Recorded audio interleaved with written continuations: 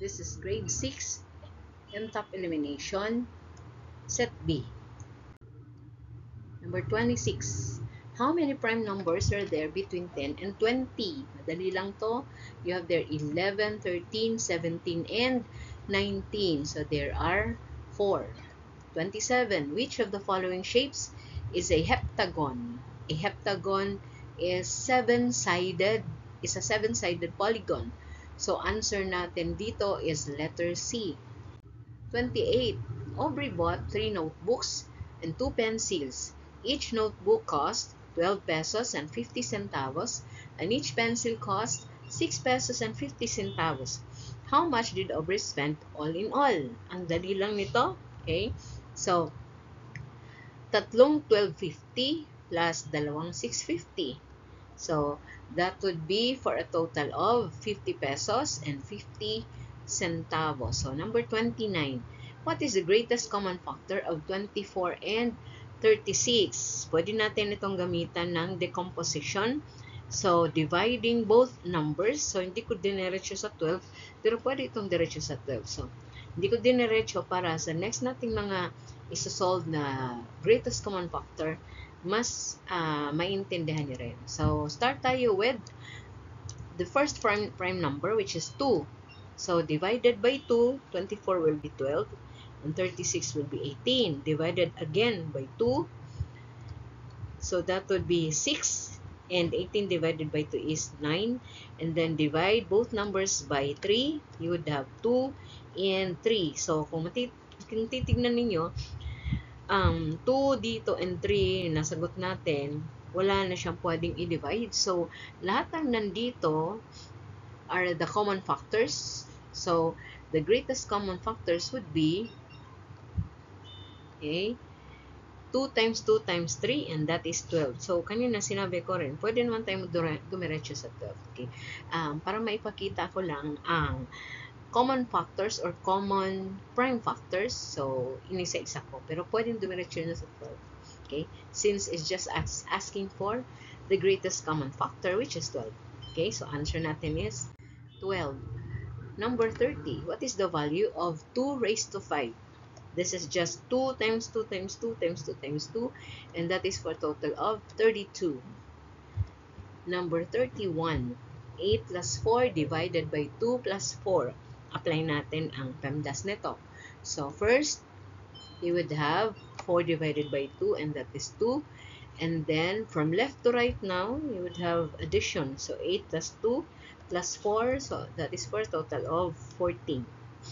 32. What is the value of n in the equation? 84 times 12 is equal to n times 60. So, multiplying, you have 1008 is equal to 60n. Dividing both sides by 60 para mawala yung katabi ng n. So, that will be divided by 60, divided by 60. Cancel. And therefore is equal to 16.8. Alright? Number 33. The sum of two consecutive numbers is 89. What are the numbers? So, kung consecutive, magkasunod lang. So, madali lang to. Pwede mo nga hatiin to eh. You would have 44 and then the other one is 45, diba? So, pwede mong gawing n as the first number then. And then, second number would be n plus 1 kasi nga dagdagan ng 1, diba? So, to have a solution lang. Pero alam mo na nga yung sagot nito, diba? So, that would be n plus 1 is equal to 89. So, that would be 2n plus 1. Then, para mawala yung 1 minus 1 sa kaliwa, minus 1 din sa kanan. You'd have 2n therefore is equal to 88 divided by 2 divided by 2. So, para sa ginawa ko kanina, dinivide ko yung 89 by 2 since we have two numbers, diba? So, yung sobra, dun yun sa pangalawa. So, the first number would be n is 44. Second number is n plus 1, which is 45. Okay? Yung solution 2, yun yung sinabi ko kanina. So, 89 minus 1 lang is 88. Divide mo by 2, divide by 2. So, you would have 44. And then, the other number would be 45. Total is 89. Pareho lang. Okay. Number 34, which of the following numbers is not divisible by 3? For you to get, or for you to check the divisibility of 3, we need to add the digits, diba? So, adding the digit, first number is 651, so 6 plus 5 plus 1 is equal to 12, and that is divisible by 3, right? 876, if you add the digits, that would be 8 plus 7 plus 6, that's 21, still divisible by 3. The third number is 784, so 7 plus 8 plus 4 is equal to 19. Now this time, 19 is not divisible by 3, so our answer is 784. 35. Jenny, May, and Connie love to plant roses. Jenny has 15 vases of roses. May has 4 more vases than Jenny. Connie has 6 vases fewer than May. How many rose vases does Connie have? Right, since sinabi dito na Jenny has 15 vases of roses, gawin nating vases ang kay Jenny. So, Jenny has 15, therefore, May has 15 plus 4, kasi sabi May has 4 more vases than Jenny. So, May has 19, right? And then, Connie has 6 vases fewer than May. Therefore, Connie has 13. So, how many vases does Connie have? You have the answer now. Connie has 13 rose vases. 36. What is 4.8 times 10 raised to 4? You would just have 4.8 times 10 raised to 4 is just 10,000. Right? So, 4.8 times 10,000, move mo lang to. So, originally, if it's number 1, the decimal point is here. Move ka lang isa, dalawa, tatlo, apat, para ka lang nagbilang ng zeros. So, mula dito, ganun din. 1, and then 2, 3, 4. So, dagdagan mo ng tatlong 0. So, 48,000 ang sagot natin. Kasi mula dito, again, that is originally dito yung decimal point. So, mula dito, that's 1, 2, 3, 4. Pareho din dito, 1, 2, 3, 4. Right? So, answer is 48,000. 37, what is the sum of 1/4 and 1/5? Pwede natin ulit itong gamitan ng butterfly approach. So, cross-multiplying 1 times 5, that would be 5. And 1 times 4, that would be 4.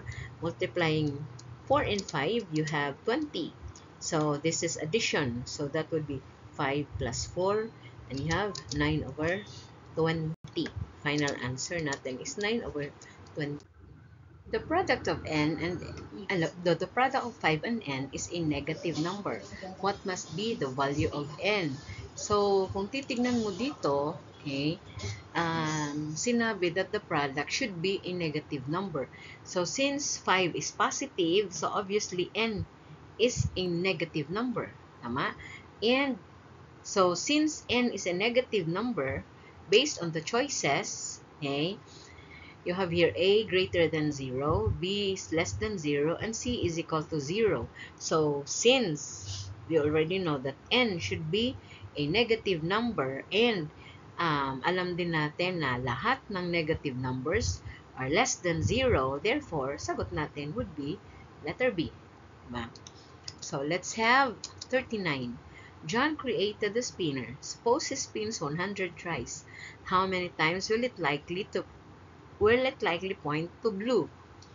So, looking at the spinner, you would say that the blue is 3/4 of the whole circle or the whole pie, diba? Or it's 75%. So, 75% of 100 is just 0.75 or 0.75 times 100. So, that would be 75. So, answer natin is 75 times. Number 40. Leo jogs 18 kilometers in a week. He does not jog on Sundays. On the average, how many kilometers does he jog each day? So, the 18 kilometers is just for 6 days. Kasi hindi siya nag-jog on Sundays, diba? So, 18 divided by 6. So, he jogs 3 kilometers every day or each day. Number 41. Which of the following numbers is the least. Pwede mong gawin nitong lahat in decimal. So, you would say that 0.6, the first number is just 0.6 again. 2/3 would be 0.66, and this is actually a repeating non-terminating decimal. Kaya may bar siya dito, di ba? And then 1/8 is just 0.125. And then the last one is 0.12. So, comparing the decimals, okay, and since we are looking for the least, etong dalawang to ang ating choices, di ba? Kaya lang, since this is 0.125, ito 0.12 lang, edi yun ang sagot natin. So, answer is 0.12 or 0.12. Number 42, find the missing number in the proportion 2:5 equals 8 blank. Madali lang to, oh. Okay? 5 times 8 is 40. So, this will be 2 times 20. Pero, kung pakita natin yung solution, okay, that would just be multiplying the means and the extremes. Pero sa ginawa ko kanina. So, 2 times n is equal to 5 times 8. 2n is equal to 40. Dividing both sides by 2 para mawala ang katabi ng n. So, n therefore is equal to 20. Diba? Pero dito pa lang, kita mo na. Alright? 43. What is the value of n in the equation? You have there, minus 5 minus n is equal to 4. So, ang hanap natin is value of n. So, pwede natin, okay, ilipat ang n. So, para matanggal yung negative n, minus n, plus n ka, plus n, and then, cancel natin to. Diba? So, you now have minus 5 is equal to 4 plus n. Diba? And then, tanggalin yung kasama ng n. So, minus 4 tayo, magkabilaan. Diba? So, cancel natin yung 4. So, n na lang natira dito. Diba? N na lang. And then, kabila would be minus 4 and minus 5. That would be minus 9 or negative 9. So, n therefore is negative 9. 44. How many seconds are there in half an hour? 2 minutes and 3 seconds. Half an hour is just 30 minutes. Diba? So, 30 minutes times 60. So, you have 1,800 seconds. Yung 2 minutes naman times 60 is 120 seconds. And then, dagdag natin yung 3 seconds. That is for a total of 1,923 seconds. So, final answer natin yun. Number 45. What is the largest digit that can be placed in the digit n? In the inequality, it is 0.83n less than 0.840 to make it true. So, for this to be less than this one, okay, dapat, what is the largest? Dapat, magstay siya as this one, diba? Kasi 4 naman to eh. So, ang largest nilagay natin dito, from 0 to 9, ang choices mo, ang choice mo doon would be 9. Kasi alangan naman lalagyan mo ng 0. Diba? Pwede namang 9 kasi 3 and 4, mas mababa na yung 3. So, choice natin dito would be 9. Answer is 9. Okay. 46. Rina placed a gift for her friend in a box whose dimensions are shown. She wants to cover the box. What is the least area of the wrapper that she could use? Yan. So, since she is going to wrap it, ang hinanap na dito is surface area. So, to solve for the surface area, dapat, okay, you have 2 length times W or length and width. So, top and bottom yan, kaya dalawa, diba? And then, dalawang length and height. So, ito yung length and height. So, dalawa. Sa harap ito at sa likod. Ito yun, harap at likod. So, meron na tayong top and bottom, harap and likod. So, left and the side part is 2W times H. So, ito na yung width and then height. So, 6 lahat kasi a rectangular prism or this box has 6 faces. So, 2 dito, 2, 2. You have a total of 6 na.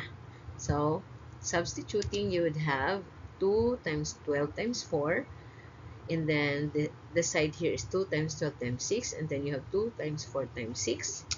Okay, and then total for this one would be 288 square centimeters, since ang ating ano dito is centimeter.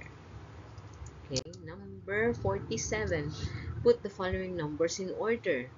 So you have 0.33, 3.03, and 33.0.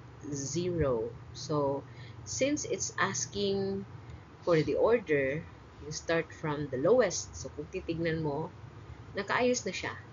This is 0.33, ito is 3, ito is 33, walang whole number, 3 ang whole number, and 33 ang whole number. So, yan na yung sagot natin.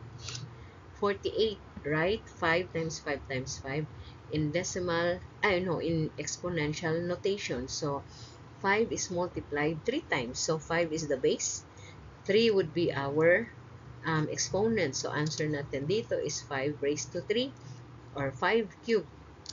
49. What is the equivalent of 1 over 3 squared as negative exponent? So, to get the negative exponent for this one, iakyat mo lang yung 3 squared. Okay? Nasa rule yan.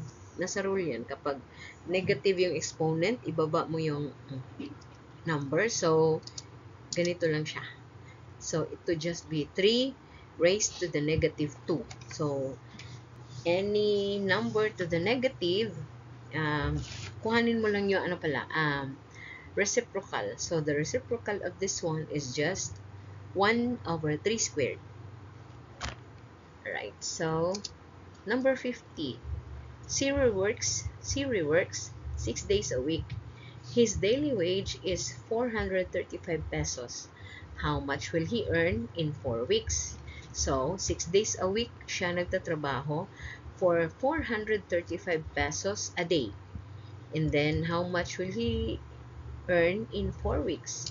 That would be 435 times 6 days times 4 weeks. So, total of 10,440.